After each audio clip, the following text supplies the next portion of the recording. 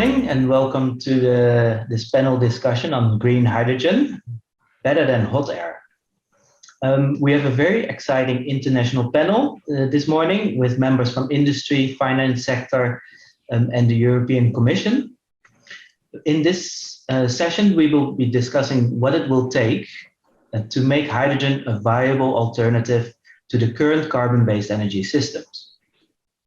And we will be looking specifically at Africa with its unique setting and characteristics. So as a carbon-free fuel, I think we can all agree on that hydrogen is the fuel of the future. But with any new fuel, new technologies also need to be developed. So be it in the production of hydrogen, the distribution and storage, or when using hydrogen in the end applications. So there's a lot of new and exciting projects, hydrogen projects taking off in the world. Even in the midst of the coronavirus pandemic, a record number of 142 new hydrogen refueling stations were put in use last year. However, none of those were actually on the African continent. However, given the numerous hydrogen projects starting, South Africa's first hydrogen station may become a reality soon. So today, about 96% of the hydrogen is produced from fossil fuels. And even though the 4% is green hydrogen, there is a huge potential for growth. So, and with this growth, new opportunities around hydrogen can be created for Africa with its unique characteristics like Africa's sunshine, the vast land areas, the central position with respect to the rest of the world, and the need to expand its energy sector. So these characteristics lead to challenges, but also raise opportunities for the continent. So I would like to start asking the panel to introduce themselves and make a brief opening statement on what you believe it will take for hydrogen to become a viable alternative for Africa. Perhaps we can start alphabetical on first names. And at first, I would like to introduce Jared Lyons from Atlantis Special Economic Zone. Thanks, Niels. It's good to represent on this panel. Thank you very much for the opportunity. As Niels mentioned, I work with the Atlantis Special Economic Zone company. It's a state-owned entity owned by the Western Cape government and the city of Cape Town. We operate a special economic zone down in Cape Town called the Atlantis Special Economic Zone for Green Technologies. My role is to head up the business development unit within the organization. And really one of our focus areas from an investment attraction point of view is green technology. Hydrogen fits squarely in that ambit, both from a component manufacturing point of view, but also from a hydrogen production point of view and renewable energy generation point of view. So with your opening statement alluding to the potential need for hydrogen throughout, I suppose, an increasingly growing middle class or economy throughout Africa, we do as the SEZ believe that we are well located to capitalize on such an opportunity in that we could locate potential investors who manufacture components for hydrogen production inside of our SEZ. So we do believe that hydrogen is growing at leaps and bounds, and I'm just not sure yet anybody really knows how to capitalize on this envisaged growth. So it's good to have these discussions around what the needs are and how do we get the hydrogen economy booming to a point where Africa becomes globally competitive.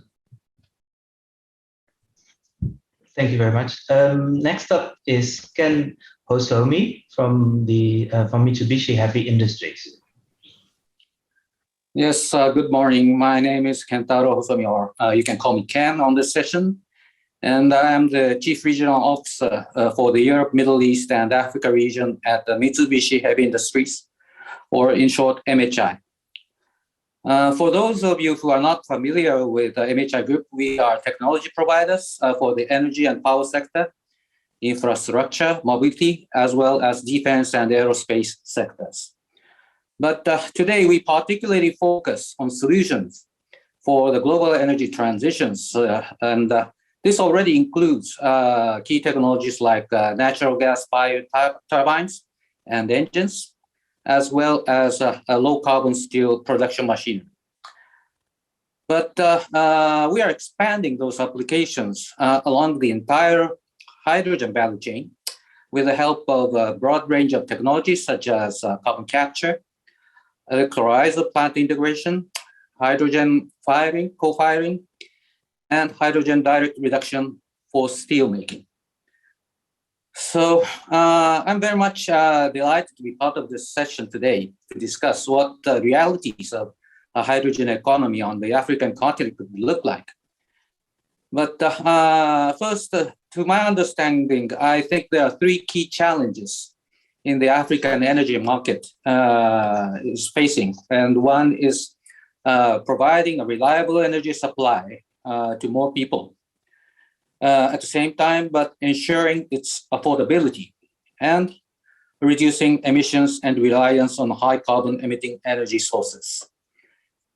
So today, with the evolution of technologies, I believe that the hydrogen could very likely be the key stepping stone for Africa to develop such kind of new energy markets. Thank you very much for inviting me. Thank you very much. Next one up that I would like to introduce is Kevin Gill from Enacumen. Good morning, and thank you very much for the opportunity to be on the panel today. I'm Chief Executive of Enacumen, and Enacumen is a consulting business that's focused very much on hydrogen and the realities of deploying hydrogen, I guess, in real-world situations is a key part of where we work. My previous life is in the chemical industry, but in 2004, I became the commercial director of Johnson Matthey Fuel Cells, a business that's making catalyzed components, fuel cell catalysts, and electrolyzer catalysts for sale to all of these new applications. So that involved me traveling around the world a lot and understanding what the challenges are, what the opportunities are. And in particular, of course, we see Africa has its own set of challenges. It shares with everywhere else the principal challenges of hydrogen adoption, which relate to, first of all, producing it, and in particular, the cost of producing it, storing it, which is a challenge, and again, there's a cost element there. And quite often, the really important thing is moving it around. The ability to move hydrogen around is very difficult, and this can be an element of its features that prevent it being used more widely. So I think these are some of the things that have to be addressed in the African context, and there's a lot of learning, I guess, from other projects that are going on around the world. So I'd look forward to discussing some of those. Great. Next one is Sean Evans from the Standard Bank. Good morning, Niels. Good morning, panel, and good morning to all participants online. Thanks for the opportunity for being able to be part of this esteemed panel. I'm an executive in the mining and metals team at Standard Bank, and that's where our interest in hydrogen was first registered, really, with the platinum group metals mining companies looking at all these technologies, and obviously in the PGM space with the hydrogen fuel cell. But obviously, as this has developed, the opportunity for the African continent is a lot bigger than, and not just restricted to the mining industry. So as a bank, we're very excited to look at ways we can support the growth of an industry like green hydrogen in Africa. And it's our social and economic responsibility to ensure that we support projects that are sustainable and move us towards that zero carbon footprint in 2050. So I think, in terms of Africa's potential, it's huge. We've got a massive renewable endowment. And in all parts of Africa, be it hydro, whether it's solar or wind, which can be put to use, but obviously the scale is massive, so we need to foster the development of those renewable energy sources. And we do face some unique risks and headwinds on the continent to develop hydrogen. But overall, I think it has got an excellent chance of succeeding. And as a financial institution, we are positioning ourselves to be able to support this and ensure its development into the future. Thank you. Thank you very much. And last but definitely not least, Dr. Tudor Constantinescu. He is the Principal Advisor to the Director General for Energy in the European Commission. Thank you. First of all, thank you very much for the invitation here today. I'm very pleased to represent the Commission and our Director General for Energy. I have to say that for us, first of all, to put a little bit the discussion of hydrogen in our context, but also in the African context, I have to say, to achieve climate neutrality, this is an objective, one of the first objectives of the von der Leyen Commission. And then we started to work to see how we can achieve this, and the objectives which have to be reached not only in 2050, but the steps to get there. And by 2030, we have this Fit for 55 package with more ambitious targets. And then we saw that the investments in energy transition need to accelerate, and this will help us also to get economic recovery after the COVID, the stable health sanitary crisis. So the things have got combined, and in a way, the investments required for the Green Deal and to achieve 55% greenhouse gas emission reduction by 2030 help the economic recovery and avoid lock-in effects and avoid stranded assets later on. And I think this is something which is very much important also for all countries who want to modernize their economies or to build an industrial economy which is fit for the future and for the climate minded world. And this is therefore so much valid for Africa as well. And therefore we have this on the agenda, and actually, and I'll refer to this maybe later a bit more in detail if you want, but we part of implementing the Green Deal, we came also with energy system integration strategy, with a hydrogen strategy, now with a whole legislative package to implement this. But in the hydrogen strategy, already we identified North Africa as a potential strategic partner, and not only depending on the resources, depending on the potential, we have significant projects, also not only training and studies, but we saw member states developing projects, for example, on synthetic fuels in South Africa. So we see a strong potential in this cooperation, in having this partnership develop. And I would like to mention here that in the State of the Union, our president already indicated that we want to invest in Africa to create a market for green hydrogen that connects the two shores of the Mediterranean. I think this is a very important political line as well. And then in December, we launched the Global Gateway, which is also very important because together with member states, we plan to invest over 300 billion on digital, climate, energy, health, education to build an infrastructure for the future, and to also reinforce all these dimensions which are important for the energy transition. Let me say that just the week before, now we had the European Union, African Union Summit, which also very important and laid out the foundations for a renewed and deeper African EU partnership, which is again something very important, and where we see that the potential for renewables, first of all, which exists in Africa, but also the gas infrastructure, which is could be used for hydrogen transport, and the expertise of the several actors found the ground for a strengthened partnership and cooperation between the two continents, and to the benefit of the populations, to the benefit also more vulnerable consumers, but also with a view to achieve the carbon neutrality by 2050, which we know very much in Europe that cannot be achieved just through an action only in Europe. So, thank you very much. I think with a panel such as yourself, I think this will be a very interesting conversation that we will have. Perhaps let me start off with an opening question to the panel to start the conversation. And please raise your hand if you want to comment on it. So will green hydrogen represent an affordable mainstream energy option in the near future? And in particular, will it be an energy source that could be widely applied within the African context? Anybody wants to start off? Kevin, please go. Okay, so for hydrogen to become mainstream in any market, including Africa, we have to make really good progress to getting the economics right. And the economics depend on many things, but it's very clear that these technologies are not going to be adopted unless they make sense from an economical perspective in the medium and longer term.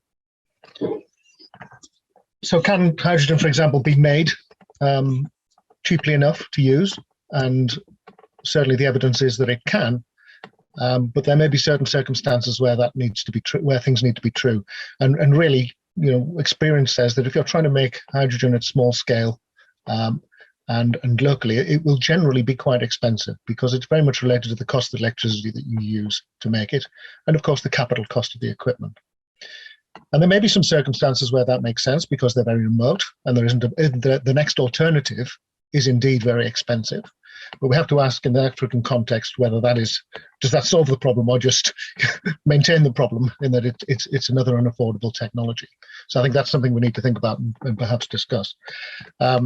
Large-scale production of hydrogen taking advantage of the favorable renewables that we have in Africa is definitely a really, really valuable opportunity that, you know, Africa must take advantage of.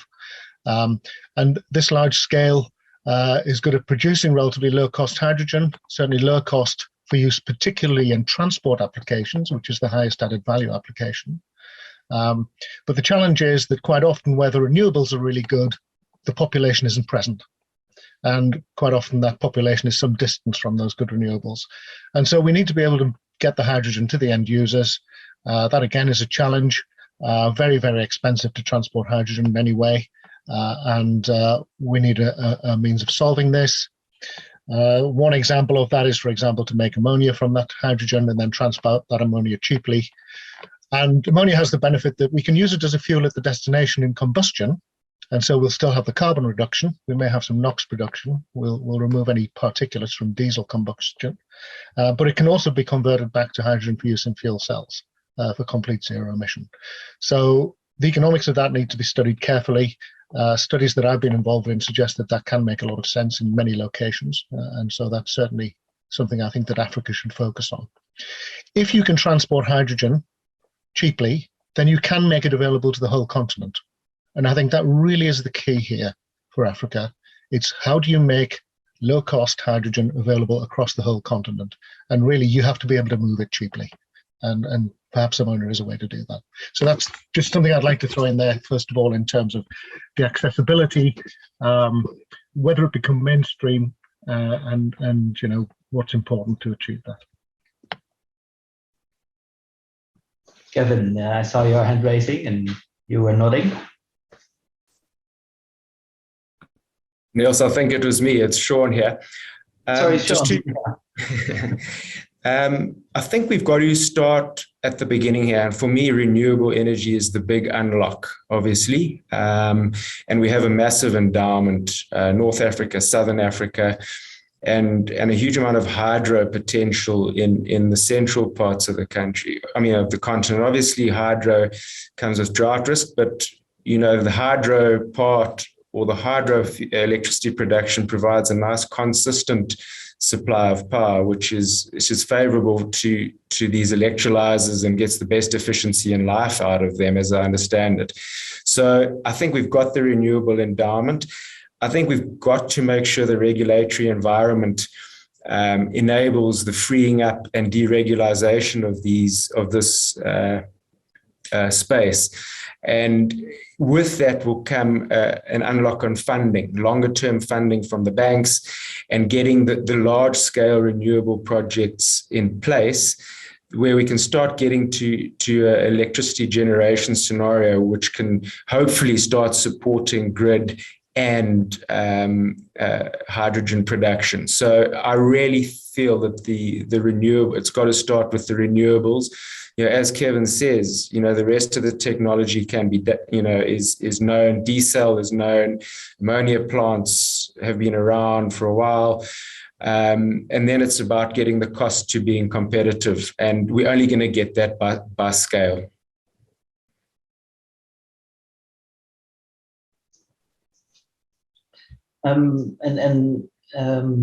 Jared, go. Thanks, Niels. And on the topic of scale, I'm not going to add much on this, but on the topic of scale, you need the capacity and the ability to produce the hydrogen, right? So yes, this technology exists globally, but and I may be completely off point here, but Kevin alluded to the fact that it's very expensive to transport. Yes, you can ammoniarize it, for lack of a better phrase.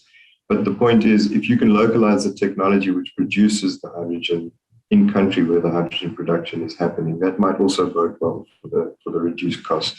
I mean, obviously, there are more competitive locations globally to manufacture goods, but if you're looking at setting up a hydrogen economy on the African continent, it would always, in any event, be a good idea to establish manufacturing capacity or capabilities on continent as well.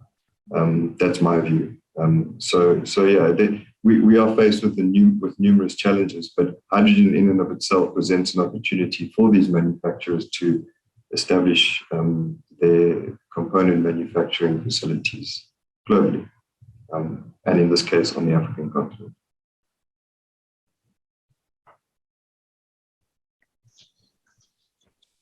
Ken, please go ahead. Yes, in terms of scaling, I think one aspect to look around it is how we can use such kind of hydrogen in a large scale. And for this point, I think I would like to point out 2 points, which is has a great potential. One is storage. Hydrogen is one way ideal for storage.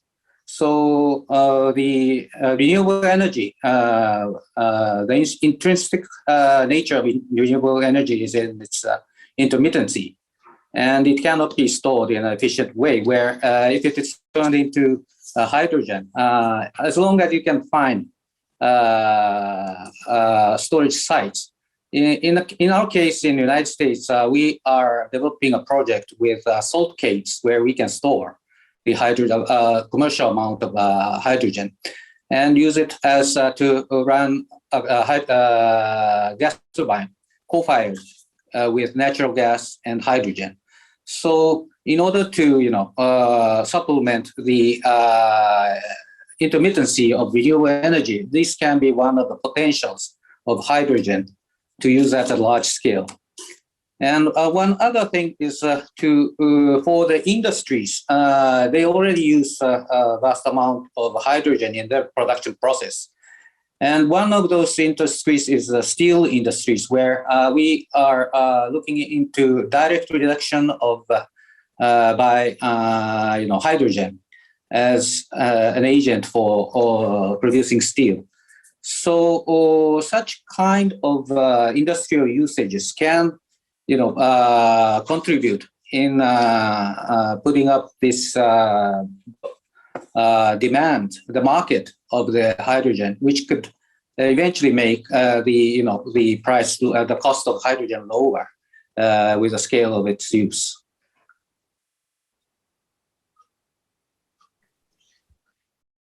Thank you. Kevin, you raise your hand.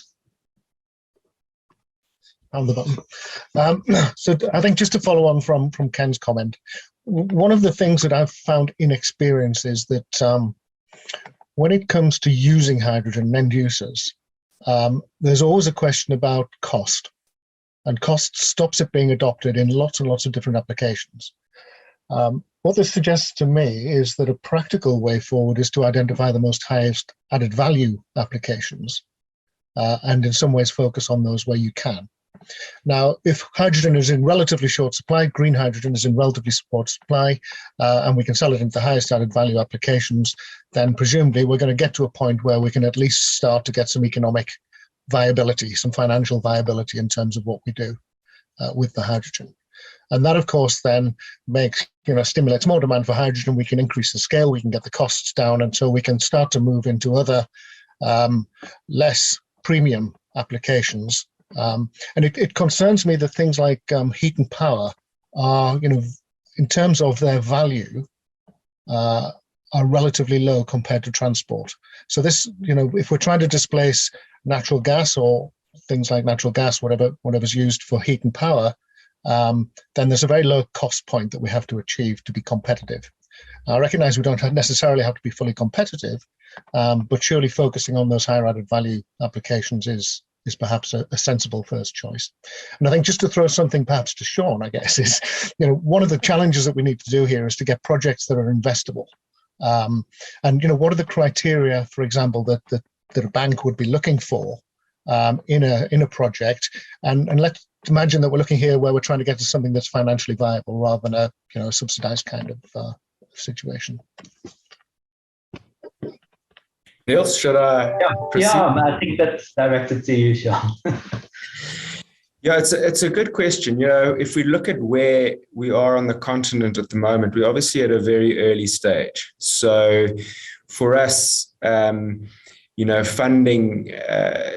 these projects need to go through their various feasibility stages and get to a point where they're ready to press the button. And I think we're a little bit behind Europe in terms of development. What we're seeing a lot of locally is are the smaller 20 megawatt kind of projects, which, as we've already stated, can be quite challenging from a cost perspective because they haven't got the scale yet.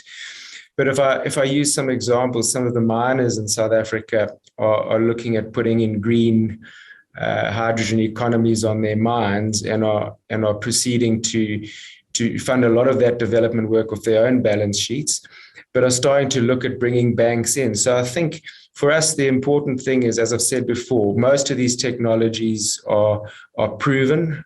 We've had a lot of experience in the renewable energy side. The only one that we haven't had a huge amount of experience in is the hydrogen production process itself, which we are in a process of getting comfortable with.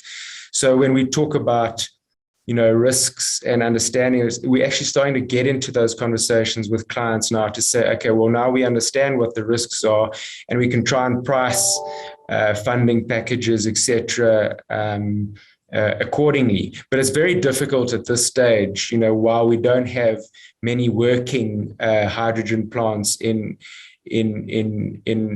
operation in South Africa and Namibia, where we kind of focused at the moment. So to answer your question, I think I'll come back to the renewable energy part of it, and that is to make sure that we free up funding, which isn't hard, for those projects to get that renewable energy up and running, and really that revolves around being able to fund over a longer tenor. And for that, we need to be able to know that there's always going to be an offtake source for that power, whether it's the mine that is putting in the PV plant to supplement its energy requirements, whether it's a hydrogen production facility, whatever it is. We need to know from a risk perspective that we'll be able to fund this over a 20-year period, knowing that there's always going to be an offtake for that power, and hence my comment around the grid and wheeling capacity that we need to make sure is in place in all of these jurisdictions that we're looking at.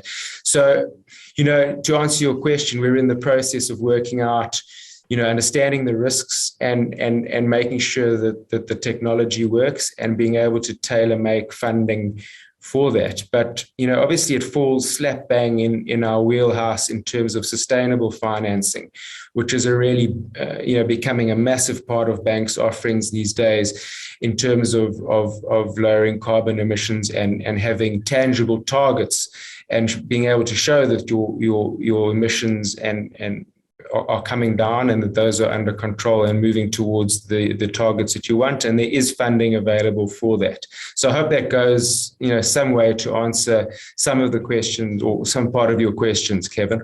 Absolutely. No, thank you, Sean. I think that's good. I think you're linking the renewables and the financial sustainability of the renewables to perhaps having hydrogen as an element of that, I think is a really good point. And I think I see a bit of a transition here, as if you look at South Africa, for example, we can't go from 90% coal-fired to 100% renewables. It's going to take time. And I think on the hydrogen side as well, I think I see a transition period while we develop the renewable capacity.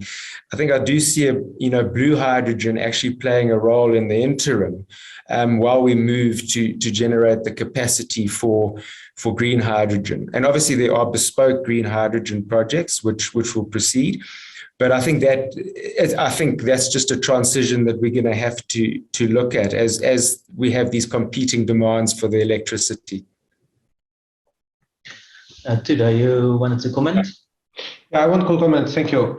I think we speak about quite a diversity of solutions. It's clear and depends very much on the energy resources, but also on the general landscape of the various countries and so on. And the same is in Europe. We have come up with a hydrogen strategy at European level, but it's clear for us that a strong part of it is focused, of course, on the climate neutrality objective and the 2030 targets, but it also points to the fact that it's an investment agenda. So we speak about investing about 40 billion euros in electrolyzers to achieve the 40 gigawatts target for 2030, just in the EU.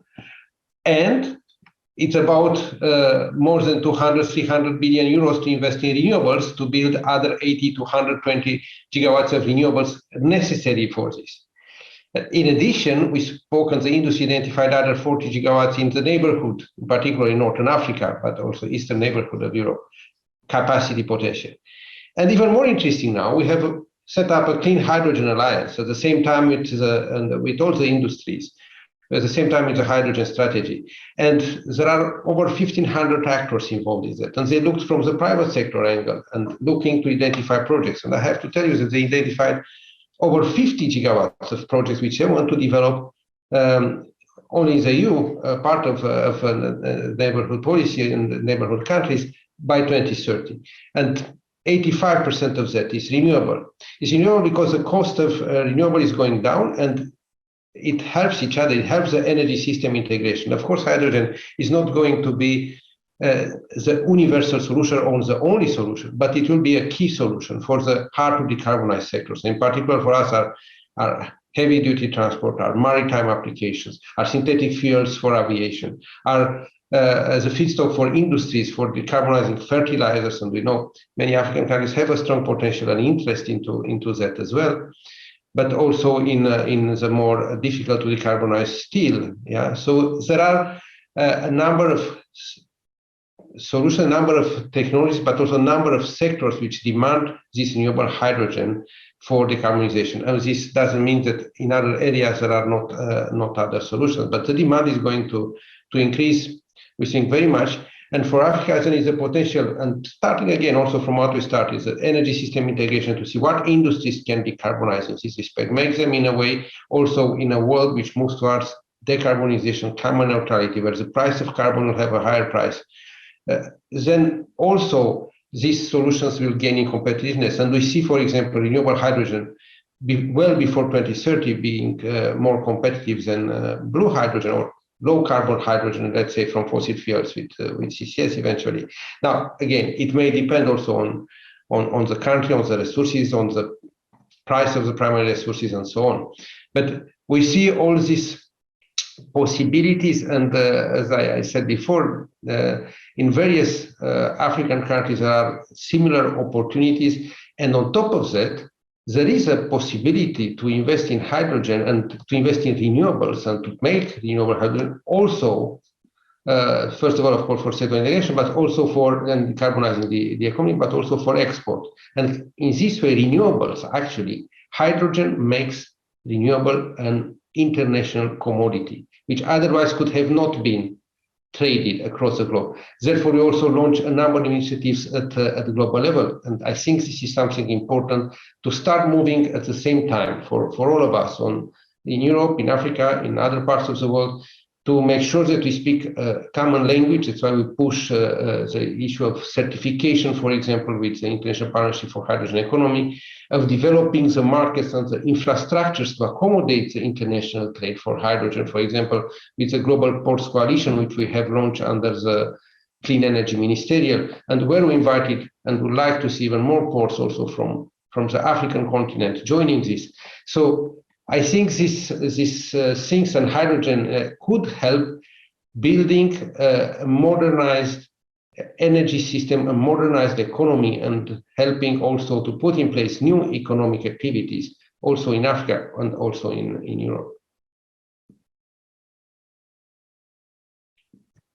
Yeah, I do agree on that. But if I can sort of also add to that, it's something we spoke a little bit about before the session started.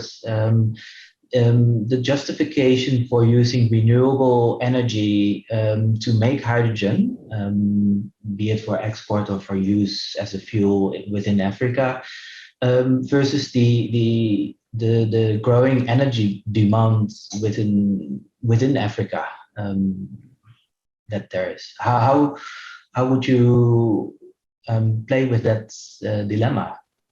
Yeah, I just to add a little on this, then it's of course, as I said, hydrogen is not the only solution, and it's lined also with our system integration strategy. It's a direct use of renewable electricity can be in many cases a first option, but at a certain moment there are sectors which cannot be decarbonized without, and the cost of decarbonization maybe with direct electricity would be much too high. So we need also decarbonized gases. Even at European level, we have now about 1/4 of our final energy consumption is electricity. We think by 2050 about half will be electricity, but still half will not be electrons, will be molecules. And these molecules need to be decarbonized as well. And in this respect, I think will be the solutions which will be required across the globe. And we see a potential for hydrogen enabling this.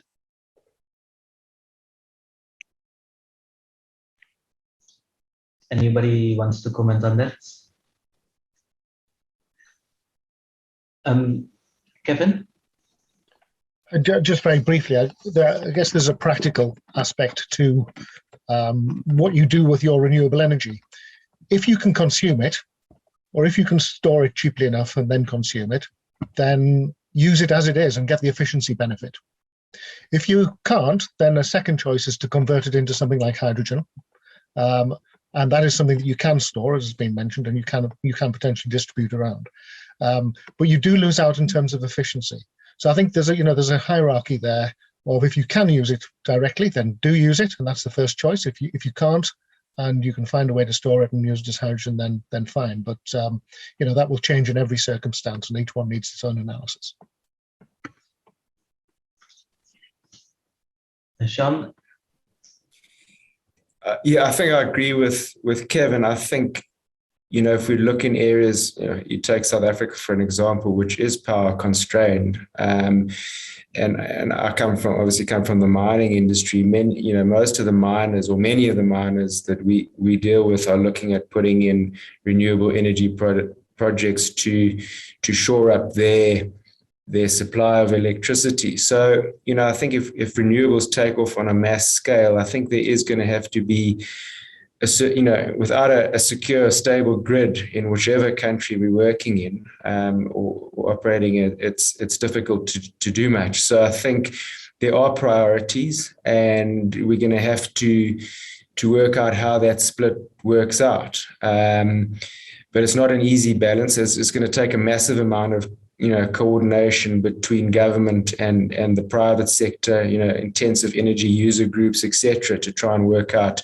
what the balance should be. But as I said, hopefully we start getting to the scale over time where we can do more and more of the green hydrogen projects. But that's not to stop the bespoke projects in locations where you're going directly from renewable energy into your process and close to port and close to renewable power sources, etc. But it's going to be a balancing act that we're going to have to get right. Yeah, I agree. Yeah. Jared? So yeah, I tend to agree with Sean, who agreed with Kevin. The regulatory environment also plays quite a significant role in this, right? So each, in our country, we're fortunate, and people might not think so, considering we're experiencing load shedding at present, but we're fortunate in that our regulatory authorities are somewhat unblocking the generation side of things. So having the ability or raising the cap from a 10 megawatt ceiling to 100 megawatt ceiling for embedded projects is obviously quite nice for your miners, Sean, because they can now produce more energy embedded in the grid. It makes more sense for them. With those interventions or those parts of the energy generation regulatory environment opening up, it allows for this boom in renewable energy generation. And then agreed, like as Kevin said, if you can utilize that energy on site as a miner, or you can utilize it in your manufacturing process, or just for generation for a town or a village, rather do that. And anything that's excess, because we're moving towards that point where we're able to generate excess, because these windows are opening up, right? From 10 to 100 is a significant jump in opening up as far as opening up the generation capacity is concerned. You can overspec your renewable projects and keep that energy in the bank, per se. Sorry, Sean, but I see you wanted to comment. No, I just wanted to comment on, absolutely right. We in South Africa, for certain, we're moving in the right direction, and there's a lot of momentum behind this. As I've said, in the renewable space, we're seeing funding terms very much shifting to long tenors and favorable terms. So absolutely agree with you. We are certainly moving in the right direction, and it's great to see, and that's really going to be the catalyst to open this sector up. Allow me to add something here, because I think it's very much aligned, because I was referring to the energy system integration strategy, which very much goes along these lines. Now, to make use of electricity first, of renewable electricity, where we can use it directly, and subsequently to produce hydrogen. Furthermore, I have to say there is even a kind of delegated act, so it's part of the legislation we are going to put in place to make sure that we install additional renewables gradually. So in order to produce the hydrogen which is necessary to decarbonize steel, to decarbonize maritime, to decarbonize heavy duty transport. So not to divert the existing or already supported through subsidies renewable energy towards not the most efficient uses. But at the same time, as we move already towards 2030, and we see that already in 2030 in EU, we are going to have 65% of the electricity renewable based. Yeah. So, and then towards 2050, of course, this percentage will be much higher. Then there will be a much stronger potential also for renewable electricity to be used to produce hydrogen, to produce molecules, decarbonized molecules, which are to be used in the sectors difficult maybe to, or more costly to directly electrify. So this is a kind of how to say, way to promote. And then, of course, the last dimension, which I think I was referring to, also the potential to produce synthetic fuel, to produce new commodities for the global markets, which will have gradually more important value if it is to move at global level towards decarbonization and to use decarbonized fuels. I believe Ken raised his hands earlier. Yeah. Ken. Yes, in terms of, if you can look from the other way, the industries, the hard to abate industries is the sectors which needs such kind of fuel to replace the fossil fuels. And for their hydrogen has a great capability. And this if you look at the other way, it can, release some places from, the use of hydrocarbon as a fuel or a material, meaning that, for example, if you have a place where you can you produce iron ore, and you have renewable green hydrogen as well, and if it is combined with the hydrogen reduction steel power plant, you can also nurture the steel industry in that place without restrictions of importing, fossil fuel, which all the developed countries have been doing. So this is, I think, one of the potentials in Africa where you can, I would say, disband. You can have freedom from just using the fossil fuels. This is the potential which the hydrogen is going to provide for the African continent, I believe. Sean, you raised your hand. Yeah, maybe just to mention, we talk a lot about electricity supply and competition for electricity, but water is obviously also quite an important one. We are constrained on the continent with water. So I just wanted to add, that'll be another competing priority, in terms of water allocation. But, I think if we get innovative around it and use some of the water sources that aren't being used to their full extent, example, all the underground water in many of the old Witwatersrand gold mines, for example, we can be innovative about it and ensure that we try and balance the supply between social requirements and industry. So just wanted to highlight the water aspect as well. I think there are plenty of challenges with hydrogen still, but each challenge will give its own opportunities. And I think, as you already mentioned, Sean, Africa is in an early state, but I think that opens up for just new opportunities that Africa can actually take on. Looking at the time, I think we can talk about green hydrogen for much longer. But before the session, to close this session, I do want to go around the table and get some final comments from the panel members on green hydrogen in Africa. Perhaps now we do it in reverse order. So Dr. Tudor, can I give the word to you first? Yeah, thank you. Allow me to say that in a way, if you want, we are all at the beginning on hydrogen, because also in the EU it represents only about 2% of all energy mix currently. But we see a big potential for it. We see, and not only we see big potential, and we know that we had some hypes in history, but now with the vision of decarbonization, with the concrete objectives and targets we have in this respect, with the decreasing cost of renewables, there is not only a strong opportunity, but it is going to play an important role in the energy mix and as a feedstock in many industries. So along other more innovative solutions, of course.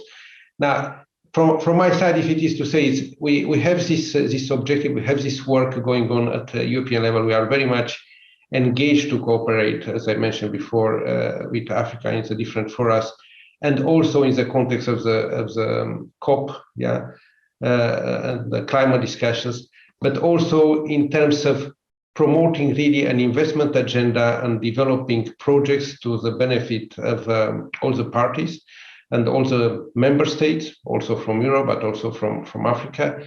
And we see that it's really in the energy sector a possibility, also because everybody starts somehow, even if the technology is there since many years, but starts somehow in the beginning now to develop. With this vision, we can create a lot of bridges and a lot of opportunities, and looking forward to continue to work with all of you, and for us at the Commission to work with Africa on this. Great, thank you. Next up is Sean Evans.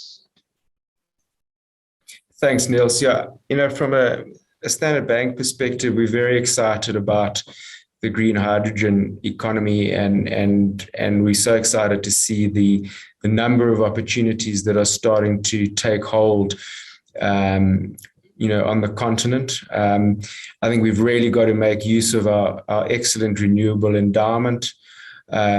We're so well placed to that. We're well placed for markets, both east and west.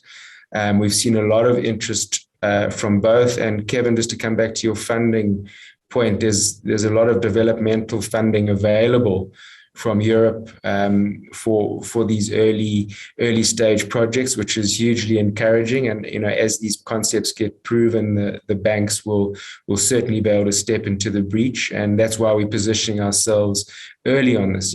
We drive Africa's growth, and it's massively important for us. So I think we've got other competitive advantages. We have the metals and minerals that are used in the processes and manufacturing of the components. We've got many good initiatives going on in Southern Africa. We won't go through all of them, but mobility corridors, using the platinum western limb, eastern limb of the Bushveld complex as hubs for future manufacturing and support of this industry. I mean, the momentum is really fantastic at the moment, and the challenges we'll have to manage as we go along and ensure we de-risk the facets that need to be. So from our perspective, very exciting, and it's just been great to listen to everyone on the panel today, and I've learned a lot, certainly, and we look forward to watching the space very, very carefully. Yeah, I think we all agree on the excitement of this space. Kevin, the floor is yours.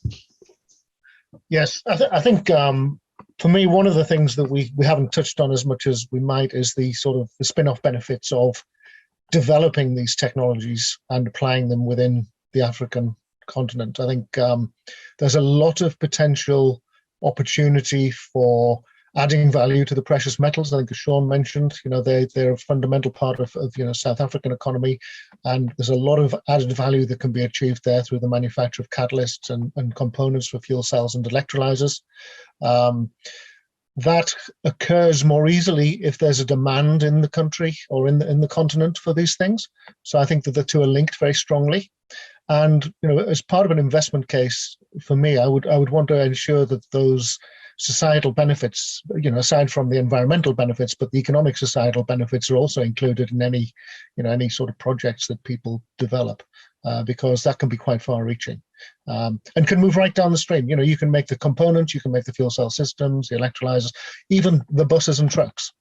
They can all become manufactured locally and potentially exported as well. So I think there's a real opportunity for South Africa and the rest of the African continent to get on, onto that particular journey that so many other countries are starting to go on now. Yeah, I think there's plenty of opportunities also for the SMEs to start playing a role in it and moving this forward.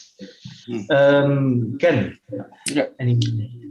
So there are lots of opportunities, but as everyone has mentioned here, the entire hydrogen value chain, from productions, transportation, storage, and utilization, those all needs to start up together in order to make this hydrogen project successful. So that I think we need a new appreciation of cross-sector collaboration and partnerships to grow this all together.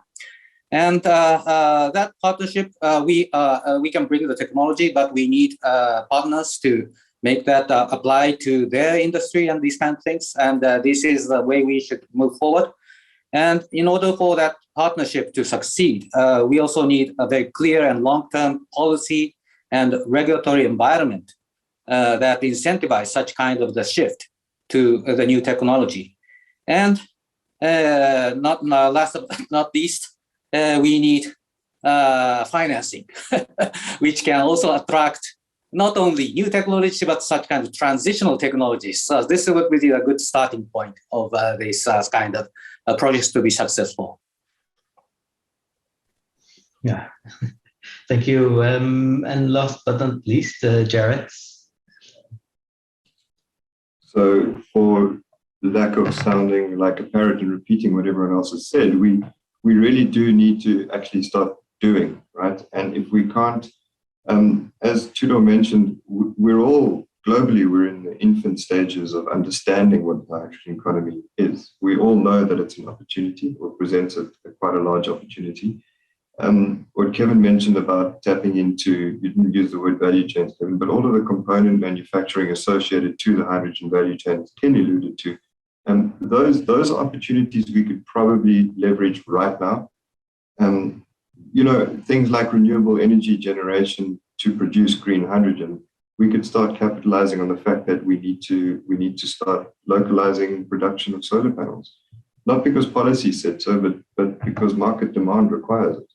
So it's one thing having a good policy in place that says you should localize certain components for a certain government program. We all know which program I'm speaking about, but it's another thing saying, well, should that program not work, what are the other opportunities that our technology can be sold or how do we mitigate against the fact that the REAP, for example, may have a gap in its procurement processes? So the one way you do that is by looking at the 100 megawatt opportunity that's opened up, and the second way is looking at the potential for hydrogen generation from renewables. So if we can quantify how big that opportunity is in the hydrogen space, an investor or a manufacturer of a solar panel or renewable generation technology could easily then say, well, in addition to tapping into the value chain associated to the REAP, for example, how are we going to, how do we quantify what the value is associated to the hydrogen component, so the renewable energy generation to produce the hydrogen component? That's one way that investor can mitigate their risk around putting all of the eggs in the one REAP basket, for example. I think, and that's something we can capitalize on today. Investors can make investment decisions around immediate opportunities or expedient opportunities. For example, 100 megawatt cap, mines, Sean, REAP, and then they can say, well, down the line, there's this additional opportunity of the hydrogen economy, and they are going to unequivocally, absolutely require renewable energy, which is what my component can provide them with. So the opportunity is greater than I think many people realize, in fact. But I think this panel succinctly brought that across, and I really felt honored to be part of this conversation. So thank you. Yeah, thank you. I think that's some very nice, let's say, food for thoughts. I do think the opportunities in hydrogen are just starting. And I believe there are real opportunities in Africa, and that Africa can become a global player within hydrogen in the world, be it for the export and as well as for its use within the continent. Yeah, thank you very much. I for one thought this was a very interesting conversation, and I believe we can still talk many hours on this whole topic. We touched a little bit on the opportunities that hydrogen holds, but I think all other parts as well, what it requires, so the finances and cost effectiveness. In the end, that's what it needs to be, but skill and use and demand basically as well. And with that, I would like to thank the panel for your contributions to this exciting and upcoming topic in energy. And I would like to thank all of you taking part in the discussion through the chat. And if I may make one last statement, is that I believe that together we can make hydrogen a reality. Thank you.